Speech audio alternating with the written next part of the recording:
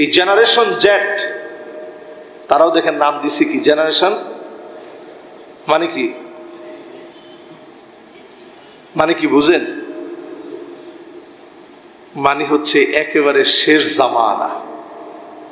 এই জামানাটা শেষ, একেবারে শেষ জামানায় আপনি আমি আসি, এটা তারাও বুঝে, এটা আমরাও বুঝি। একবারে শেষ জামানায় আমরা আছি। এই শেষ জামানার ভিতরে নেতৃত্ব মুসলমানদের হাতে আসবে। সেই নেতৃত্ব মুসলমানের হাতে আসার ক্ষেত্রে যারা ভূমিকা রাখতে হবে, সক্রিয় মুসলমানেরা, আমি আপনি যদি সত্যিকারের মুসলমান হই, পানি ছাড়বে, নানাভাবে জুলুম করবে, আমার আপনার বিজয় ইনশাআল্লাহ কেউ আটকায় দিতে পারবে।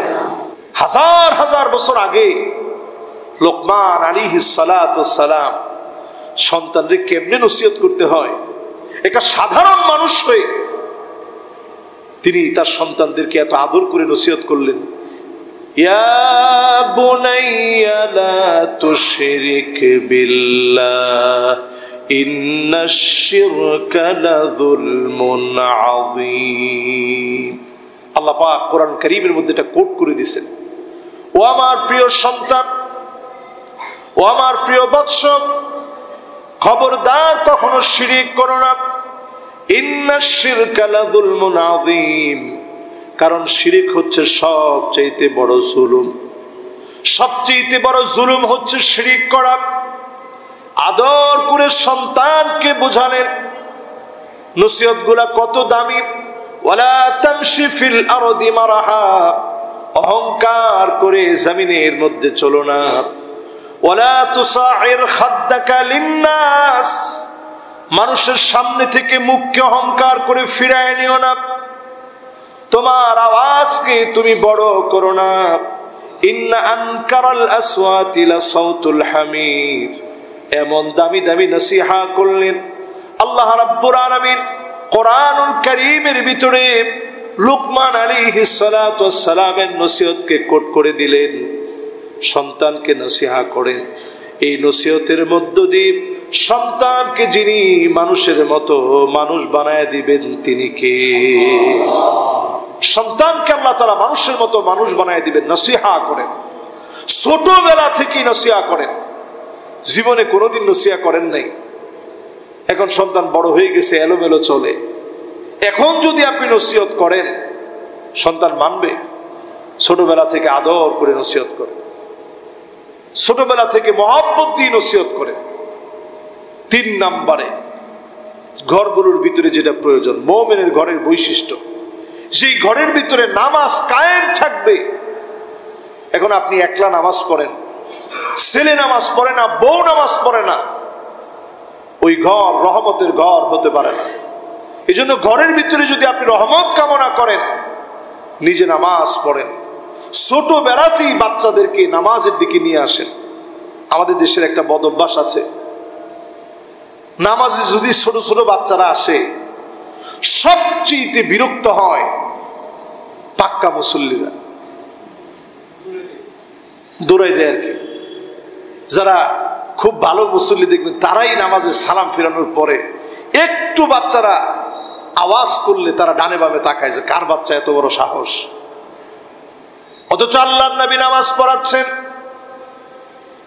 কাঁধের উপরে চড়ে বসলেন হুসাইন রাদিয়াল্লাহু তাআলা আনহু। আল্লাহর নবী সিজদা থেকে মাথা উঠান নাই, জুমার আলোচনা করছেন, খুতবা দিচ্ছেন, দুই দিকে 2 নাতি চলে আসছে। খুতবা চলাকালীন সময়ে কথা বলা কতটুকু নিষেধ?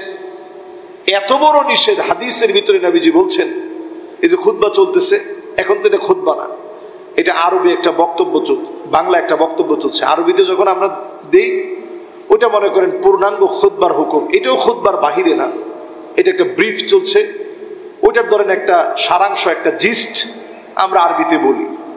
তো খুতবাটা কত গুরুত্বপূর্ণ, নবীজি সাল্লাল্লাহু আলাইহি সাল্লাম বলছেন, খুতবা চলাকালীন সময়ে পাশের কেউ যদি আপনাকে বলে উসকুত, মানে আপনি কথা বলতেছেন, পাশ থেকে একজন বলতেছে এ ভাই কথা বললেন না, নবীজি বলতেছেন ফাকাত লাগাউতা, তুমি যে বললা কথা বললেন না, এটাও কথা, এই কথার কারণেও তুমি গুনাহগার হবা, এই কথা বলারও সুযোগ নেই। তাহলে খুতবা চলাকালীন সময়ে পিনপন নীরব একটা পরিবেশ। সেই সময়ে দুইজন নাতি আসছে, হাউকাউ সারা বাচ্চারা কি হাউকাউ সারা পারে? বাচ্চা বয়সে দুষ্টামি না করলে বাচ্চা হয় কেমনে? নবীজির দুই কুলে কে কার আগে উঠবে? নবীজি সাল্লাল্লাহু আলাইহি সাল্লাম দুজনকে নিয়ে খুতবা দিলেন। এরপরও নবীজি সাল্লাল্লাহু আলাইহি সাল্লাম একবারের জন্য নিষেধ করেন নাই, পড়েন আল্লাহু আকবার। আর আমরা রাগান্বিত হয়ে যাই। বাচ্চারা আসলে আদর করবেন, প্রয়োজনে পকেটের মধ্যে চকলেট রাখবেন, বাচ্চাদেরকে চকলেট দিবেন। আমার এই মসজিদে আমার খুব ভালো লাগে, এটা কিন্তু আজকে না, শুধু স্বাধীনতার পরে না, স্বাধীনতার আগ থেকেই আলহামদুলিল্লাহ আমাদের এই মসজিদে আমি খুব বাচ্চাদেরকে পছন্দ করি। আমি এটা রেজাল্ট দেখেছি। এই বাচ্চারা যখন ছোট থেকে আস্তে আস্তে বড় হয়, 10 বছরে তো অনেককে আমি দেখছি একেবারে ছোট ছিল, তারা বড় হয়েছে, তারা দিল থেকে মহব্বত করে।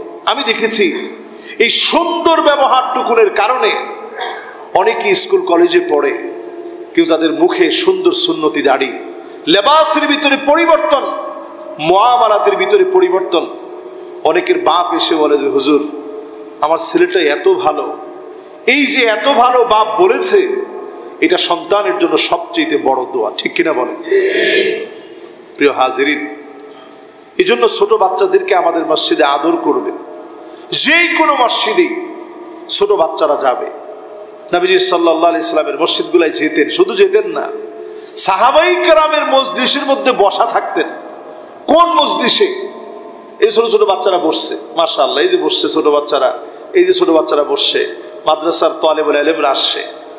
আপনারা এই মসজিদে আলহামদুলিল্লাহ কোনো বৈষম্য নাই, যে যেখানে আসে সে সেখানে জায়গা পায়, বসে পড়ে, কোনো বৈষম্য নাই এখানে না। আছে? সুবহানাল্লাহ। আপনার এরপর তো বলতে পারলেন না, আসলে কি বৈষম্য আছে? বৈষম্য থাকলে কিন্তু বিরাট বিপদ। বৈষম্যের কোনো জায়গা ইসলামে নাই। ইসলামে শুধুমাত্র সম্মানের জায়গা হচ্ছে তাকওয়া। লা ফারকা বাইনাল আরাবি ওয়ালাল আজামি ইল্লা বিত্তাকওয়া। আরব অনারব, সাদা কালোর ভিতরে কোনো পার্থক্য নাই। পার্থক্য হচ্ছে আপনি কত বড় মুত্তাকি। মুত্তাকি হওয়ার কারণে একমাত্র আল্লাহর কাছে সম্মান, ঠিক কিনা বলেন? কোনো পার্থক্য নাই। তো বলছিলাম, এই যে ছোট ছোট বাচ্চারা আমাদের মসজিদে আসে, আমাদের মসজিদে বসে, কথাগুলো শুনে এদেরকে যদি আমরা মহব্বত দিতে পারি, দিল টেনে মহব্বত নিয়ে আমরা কথা বলতে পারি, এটাই তো আমাদের সম্পদ হবে। এই সম্পদগুলো আমাদের দেশে দিন প্রতিষ্ঠার জন্য সবচেয়ে অগ্রগামী ভূমিকা এরই পালন করবে। আলোর পথে 24 24 ঘন্টা শুধু ইসলাম প্রচার।